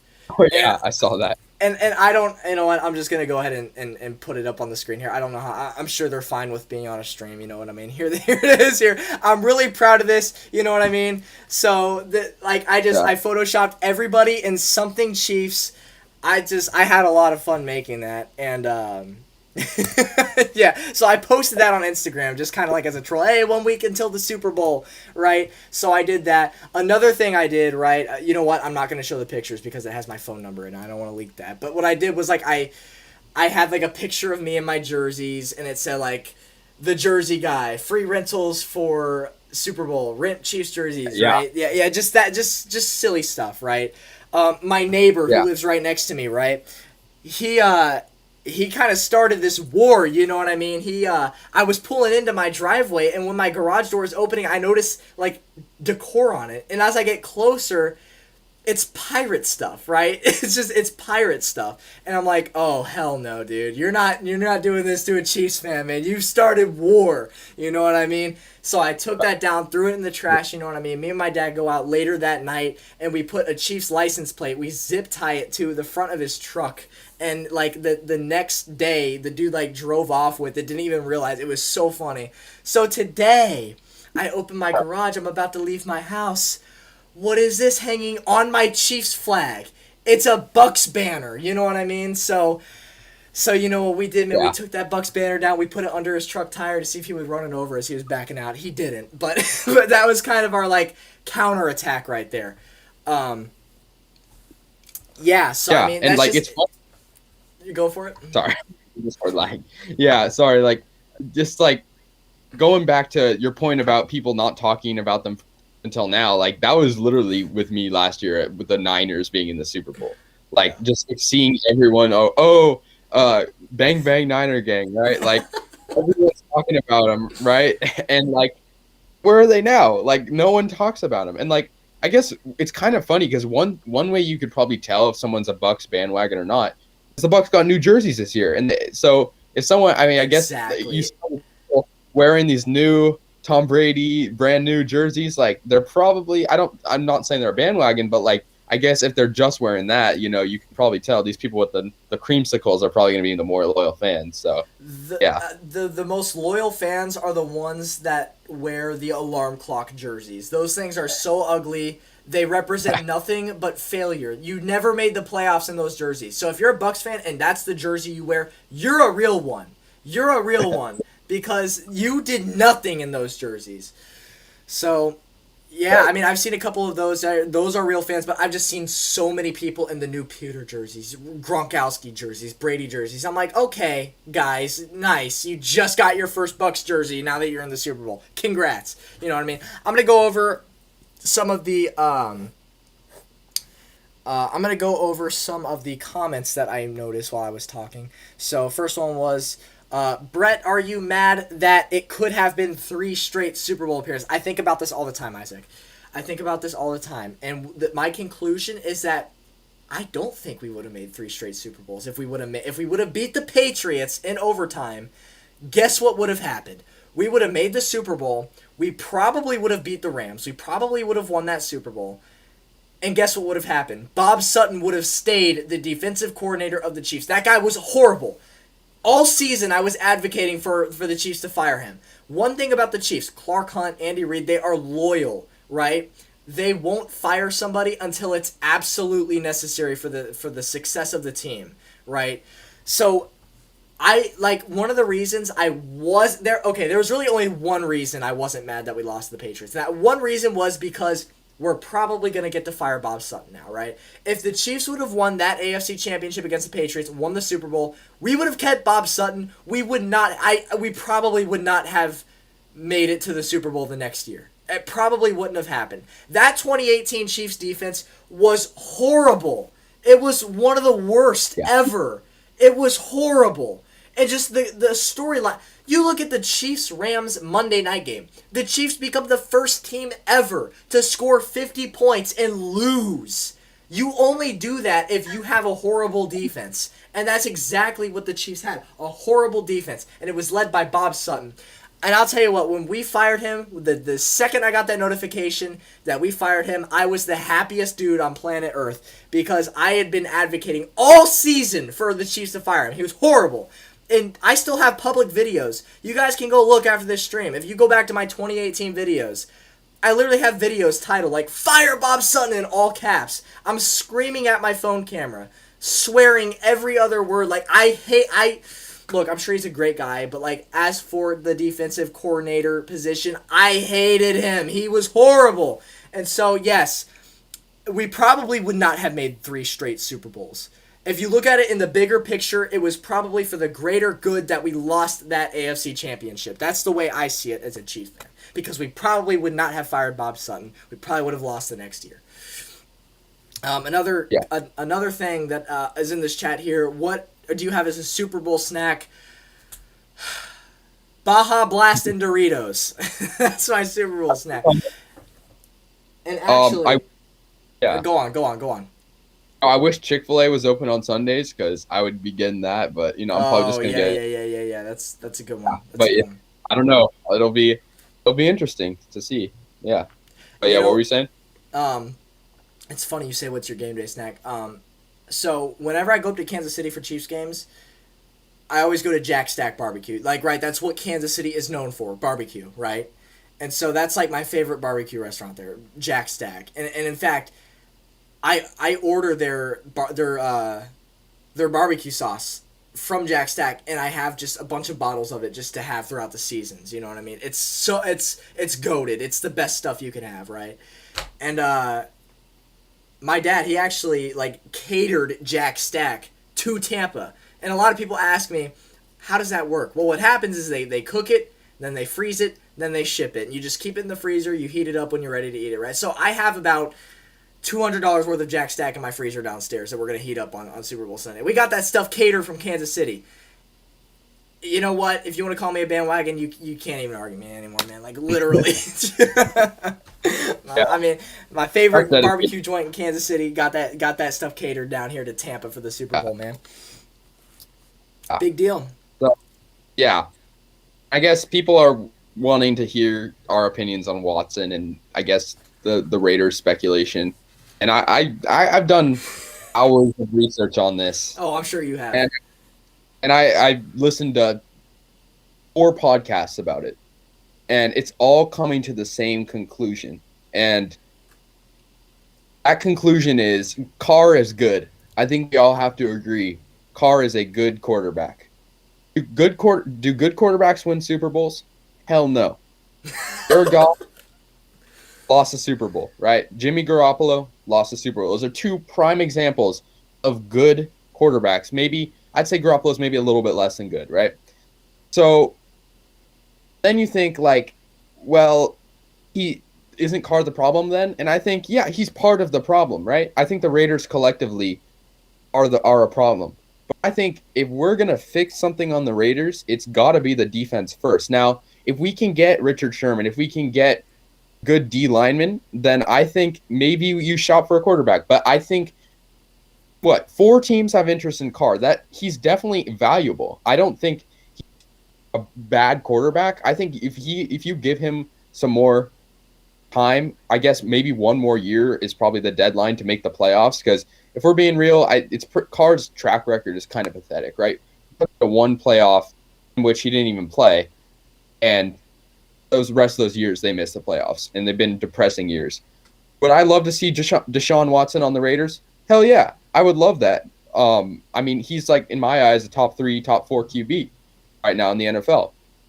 However, I think the price to pay is a little bit too much in terms of what I've been hearing. Colin Cowherd, I think he's kind of has some BS take sometimes, but he said Darren Waller, Derek Carr, and 4 first-round picks, or 2 first-round picks for Deshaun Watson. That is crazy. A Pro Bowl tight end, a good quarterback, and 2 first-round picks for Deshaun Watson, who, I mean, he's good, but like, still, we don't know the future, right? We don't know what's going to happen. So if I'm going to give you my prediction on where Watson's going, not the Raiders. That's my honest opinion. It's not the Raiders. Maybe Chicago, maybe San Francisco, maybe even back on the Texans next year, and he'll hold out. It's not the Raiders. I think we're coming to that conclusion. I think Carr is questionable. It's questionable on how long Carr will stay. I don't think Deshaun Watson's coming because he's going to probably get traded this year, and I don't see the Raiders getting rid of Carr this year. So that's my answer. What is the main goal as a football franchise? What is the end goal? The end goal is to win the whole damn thing. That's every franchise's goal. Deshaun Watson will get you there. You know what I mean? Unless you're the Texans, because you don't know how to run a franchise. Okay? The more I see what the Texans have done and how they're run, it's just it gets more and more pathetic every time they make storylines. I'm telling you right now, if Deshaun Watson goes to an NFC team, I hope to God he does, because I don't want to have to deal with him every year in the AFC West twice if he goes to the Raiders. It's already going to be enough of a challenge with Justin Herbert on the rise, and if the AFC West has 3 great quarterbacks, dude, we gotta. I know you're gonna disagree with me, but man, we need to spread this out. You know what I mean? Like, go somewhere, go to a bad division, go to the NFC East, so we finally get a good team in that division or something. You know what I mean? I saw today that the entire 2016 draft class, every single quarterback from that draft class has been traded or cut except for Dak Prescott. He's the only one from that draft class who's stayed to the team that drafted him. I mean, I guess, Carson Wentz technically is still in the Eagles, right? But, like, he's not starting, though. So I guess that doesn't really matter, I guess. Yeah. But another thing was benched. He was benched, and Dak has not been benched. You bring up a good point about making the Super Bowl. Then I have my other side of the argument. From listening to these podcasts, I've been persuaded every which way because there's so many different opinions. There's guys saying, oh, yeah, we need to get Deshaun. There's guys saying Deshaun isn't the answer. Now, my other side of the argument argument to get Deshaun is I don't care if you trade Josh Jacobs, the whole damn team, and get Deshaun. If you win a Super Bowl, just one Super Bowl even, it's 100% worth it, right? I don't care if you give up all your first-round picks. If you win a Super Bowl that following year, in my mind, that is worth it because you can always rebuild from that. You did say good quarterbacks don't win Super Bowls. You had to be a great quarterback to win a Super Bowl. Deshaun Watson, he's a great quarterback. And if he goes to the right team, he will win a Super Bowl in his career. At some point, it's going to happen. He's one of the best quarterbacks in football right now, no doubt about it. And the one team that sticks out to me that I truly believe if they got Deshaun Watson, they could easily win a Super Bowl is the San Francisco 49ers. They already have a great defense. They already have offensive weapons. The only concern is how do you fit that into your cap space, right? You need to, you're probably going to have to get rid of a few pieces. You're probably going to have to get some first-rounders gone, right? But it's worth it if you're the 49ers, right? If you're the 49ers, what are you waiting for? Give the Texans everything you want. You have one of the great defenses ever. The reason you didn't make the playoffs this year was because of how many injuries you had. And that's another thing. Health. We've been talking about this all night. Health. That's why the 49ers were bad this year. All their guys were hurt all season long. So they were practically they were like a backup team pretty much. Like they were a practice squad team for the majority of the season because of how many injuries they had this year. And so if they would have stayed healthy, there's no doubt in my mind they would have made the playoffs again. You know what I mean? And if they were to go out and get Deshaun Watson, you're a Super Bowl contender. Easy. Right. And I honestly believe if Deshaun Watson was the quarterback of the 49ers in last year's Super Bowl, the 49ers would have won. The Chiefs got their asses saved by going against Jimmy Garoppolo. That's what saved us. Remember that last second Yeah, deep bomb Garoppolo had with like minutes left, and it would have been a touchdown. He just overthrew him. That was if that was exactly. Watson, he would have nailed that. That would have been another Niner touchdown. Niners would have won that game. Yeah, So the thing that saved the Chiefs in exactly. last year's Super Bowl was Jimmy Garoppolo being the 49ers quarterback. If the Niners went out and got Deshaun Yeah. Watson, you're a Super Bowl contender. Easy. And also, like, you look at past Super Bowls, right? The only one Super Bowl I can really think of where a good quarterback, and I mean, I guess you could call him great, but in my opinion, he wasn't better than Brady. Nick Foles, right? I'd say he's a definition of a good quarterback. He's like, I guess their game plan, I think they outsmarted the Patriots just with their game plan. And then my other point was I've been hearing a lot, this is a side note, with Mariota, right? I think he had a good game, right? But is he how much better? We have to think how much better of a quarterback is he than Carr, right? They're both good. And also, you can't keep both, right? Mariota is like the highest paid backup, and if you start him over Carr, Carr is gonna be super pissed off. You're getting benched with that kind of contract and that kind of city and that kind of organization. Carr is either the starter or he's gone in my eyes, unless he's injured. But yeah, that's my stance on that. Yeah. Chris says Russell Wilson wasn't a great quarterback yet with the Seahawks Legion of Boom team. Yeah, but that's just the thing. The Seahawks had such a great run game that you didn't need a Yeah, great quarterback to win. Niners have a good run game. Niners, Raheem Mostert, I wouldn't call that great of a running back. Like that's the thing. If the Niners get Deshaun Watson, their running game is going to be non-existent because they cannot afford a good running back with him. And I mean, like you look at their receivers, Brandon Ayuk, they got Yeah. Kelsey, or, sorry, Kittle. I get those guys mixed up. Um, but you know, their run game is the Niners' problem, and I think that's probably a reason why.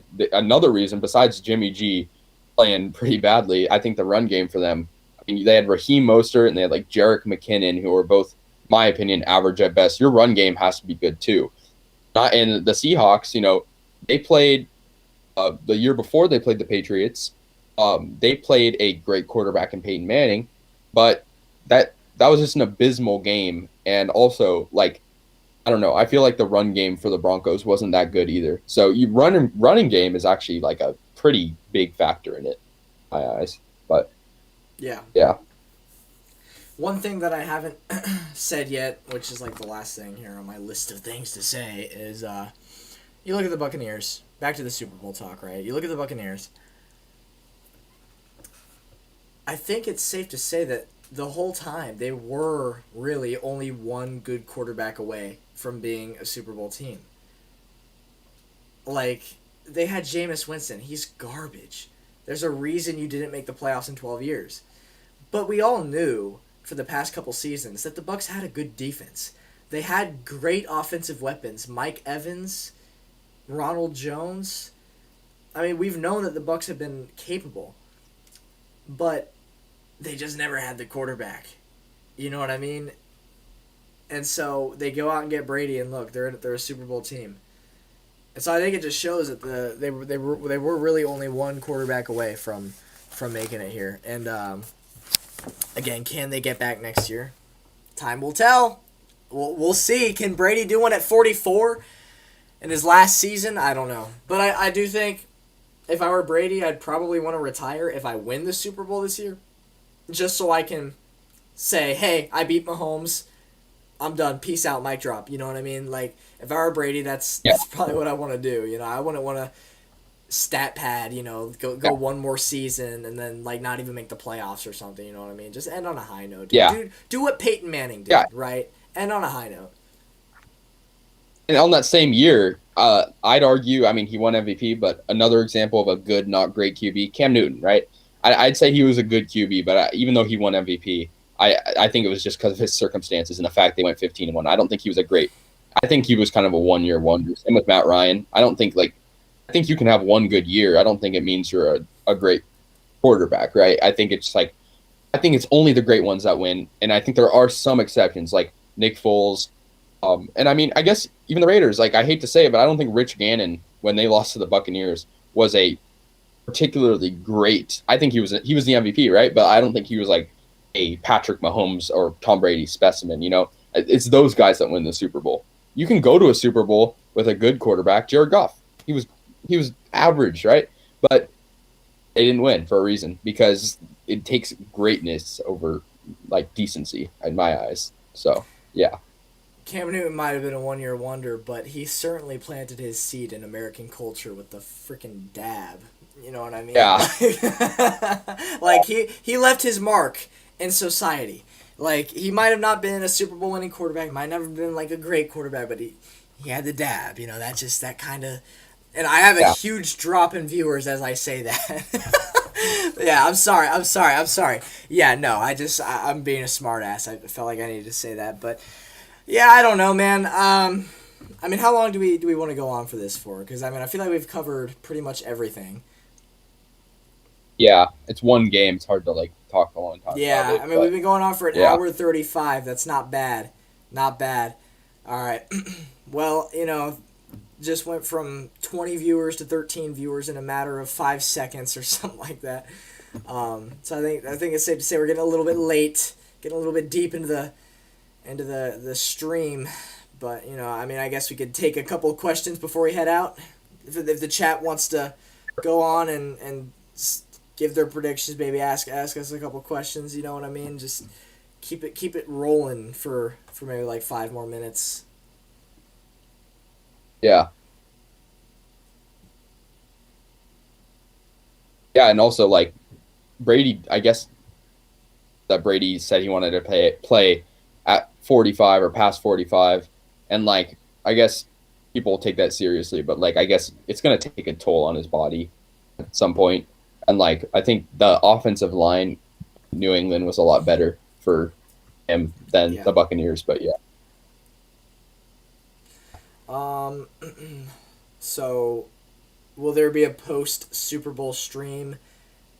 If Kanal and Casey want to, I don't see why not. It probably wouldn't be till like the weekend after. It's yeah, not gonna be on Super Bowl Sunday. I'm gonna be doing all nighters and shit. I'm gonna be just celebrating all night long. The last thing I want to do is get on a camera and talk. So, I mean that's only if we win though. I mean, I'm not just gonna go and say, "Oh man, I can't wait for when we win to celebrate." No, I'm staying humble. You know what I mean? I don't know what's gonna happen because, like people have said, you learn not to bet against Brady. So you just don't know what you're gonna see in the Super Bowl. But I am feeling better this year than I was last year. I'll just say that.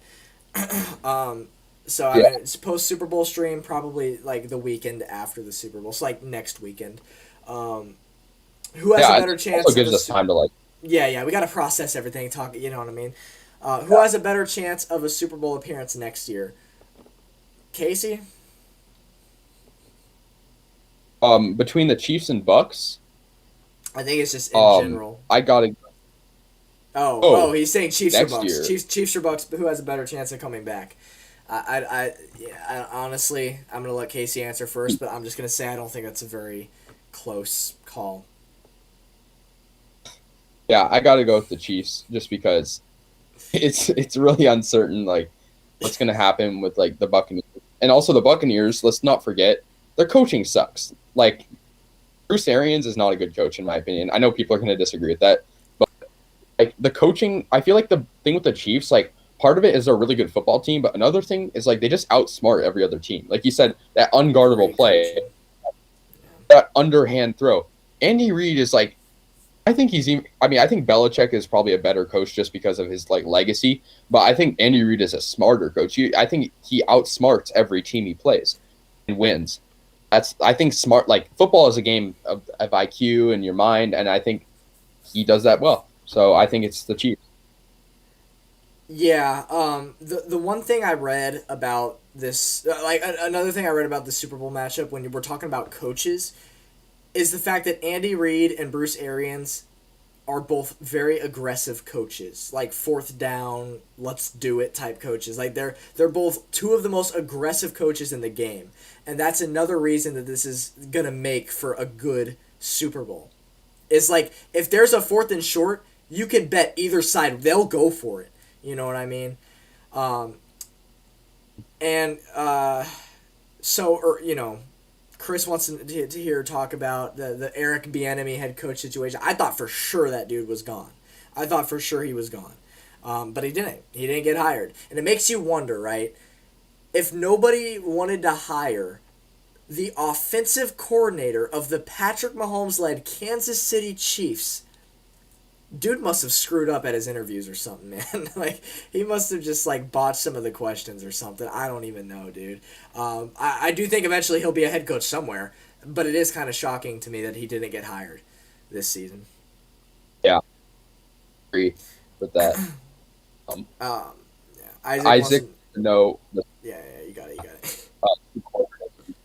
I mean, I think we've talked about this a lot, and I mean, I guess with the AFC, if I have to be completely honest, I'd probably go the Chiefs, and with my runner-up with the Bills, I guess.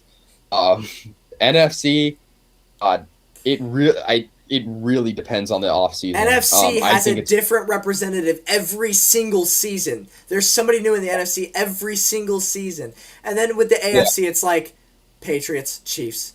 That's it. Only two. Yeah. Sean goes to Niners. I say the Niners are going to win the Super Bowl. That's the thing. It's like you're asking us now who the early predictions are.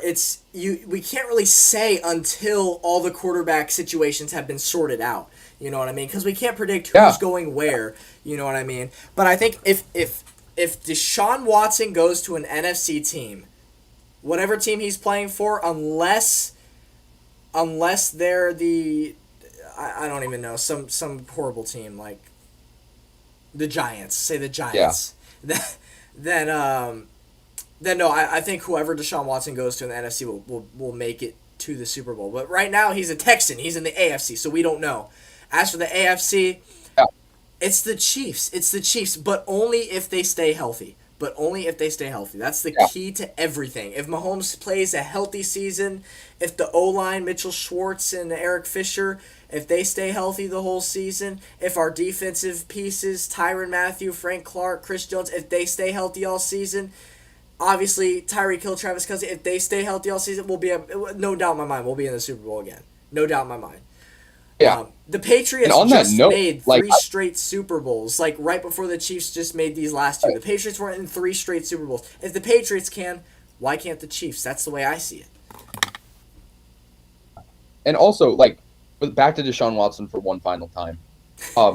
Little talks about him wanting to go to the Jets, which I just find really crazy. Because you can say all you want how much the Jets suck. I agree. But it's not just like the team sucks. It's like the culture of the team. Like how toxic of a franchise they are. Like, I mean, Adam Gates is gone, but like I feel like there's going to be still more of that losing mentality. But I feel like, yeah, any NFC team, and I guess excluding a few, I think they'd be good. I mean, I think even if he went to the Washington football team or whatever they're going to be called next year, that'll be interesting too. They could be good too. So I think the NFC is really up in the air because, like you said, it's a new team in the NFC every single year. Yeah, well, I mean, I just want to know, like, all right. So while I look this up, one of the comments we got said thoughts on the Stafford trade. So, Casey, you go ahead. Yeah. So those who have, I guess, heard me talk on this before, I consider the Rams a second favorite team. Now, I'm not like a die-hard Rams fan. I'm not like devoted to them half as much as the Raiders. However, with this trade, and I guess I'll just give a little bit of background. Jared Goff, I've met the dude before, believe it or not. I have his autograph. I love the dude as a person. He's awesome. I met him. He's a fan favorite. When he got drafted to the Rams, I was happy. But I think he just wasn't the right fit for the Rams. I think the problem was, like, a good quarterback, right? And I've said this many times. Like, he's a good quarterback. He's going to maybe take you to a Super Bowl, but he's not going to win you it. And I think this worked out for both teams. I mean, the Rams, sure, they gave up a plethora of draft picks, but they got a quarterback that with an offensive line can play. Can play well. We got to remember him and Matthew Stafford in Detroit had no offensive line. besides like Megatron, he had like no receivers. I mean, I guess last year he had Galladay and Hawkinson, but like still not a good situation there in Detroit. And Detroit has horrible coaching too. So I think this works out for both teams. People are saying, "Oh, the Lions won the trade. Oh, the Rams won the trade." No, both teams won because the Lions are entering a rebuild, and what better way to get draft picks and have a semi decent quarterback? And on the other hand, the Rams needed an upgrade at quarterback, which they got. So this worked out for both teams, and I think, sure, maybe the Rams gave a lot of first round draft picks, and just draft picks in general, but it's the price you pay for a good quarterback. And I think Matthew Stafford has the potential to be great and the Rams have one of the best offensive lines in the NFL too. So back to there's a different NFC team every year. Just did my research right. From 2010 to 2020 season, so that's 11 seasons, right? 6 AFC teams have represented in the Super Bowl. So 6 out of 11 Super Bowls. So it's pretty consistent, right? The NFC in 11 seasons had 9 different teams make the Super Bowl. New team every single year. Only 2 teams from 2010 to 2020 made it more than once. It was the Seahawks and the 49ers. That was it. Every other year, let's just go over it. 2010, Saints. 11, Packers. 12, Giants. 13, Niners. 14, 15, Seahawks. 16, Panthers. 17, Falcons. 18, Eagles. 19, Rams. 20, Niners again. 21, well, I didn't account for that, but 21, you got the Bucks. So, I mean, it's just every single year there's a new NFC team. And ever since from 2014 up until 2021, that's 2, 3, 4, 5, 6, 7. That's 8 seasons. It's been the same 3 AFC teams representing the Super Bowl. Chiefs, Patriots, Broncos. That's crazy to me. Yeah. Someone said, Untouchable Raider said, I could see Rodgers going to Vegas. Look, I mean, it's the same argument with Watson. I think that it's a little bit different because Rodgers is older. Rodgers isn't leaving the Packers. And if he did, I think he actually I don't think he will. I don't see that happening because he's their guy. Like, sure, he has disappointing endings, and like I don't think their coaching is always the best and their defense is always the best. But I mean, I know there's been a lot of talk about that, but just because in an interview someone says like, I don't know where I'll be next year. I think he just does that to like stir the pot. I don't think he's leaving.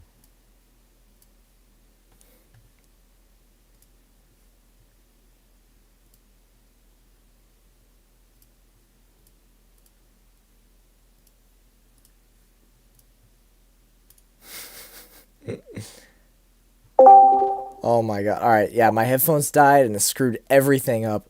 You hear? Here. Okay. All right, we're good. We're good. Turn this down a bit. All right. Okay. So I think we're towards the end of the stream anyway, so it doesn't really matter. But all right. Basically, I see Seattle or Tampa Bay winning the NFC next year. You know what? It's probably gonna be another brand new NFC team. I don't know who, but it just feels like it is every single year. Yeah. Nah, yeah, I don't know. Oh, I The think we're NFC. back. Yeah, we are. We are. Yeah.